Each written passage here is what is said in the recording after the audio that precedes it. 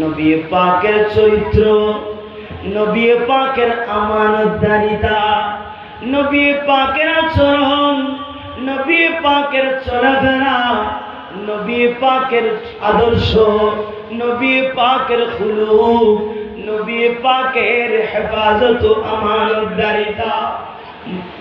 মক্কার কাফের মুশরিক ইহুদি নাসারা সবাই নবী পাককে সত্যবাদী হিসেবে জানতো।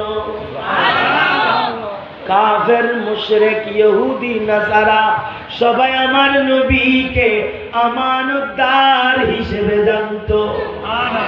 সবাই আমার নবী পাক রাহমাতুল লিল আলামিন কে মক্কার দুশমনরা পর্যন্ত আল আমিন বলে ডাকতো।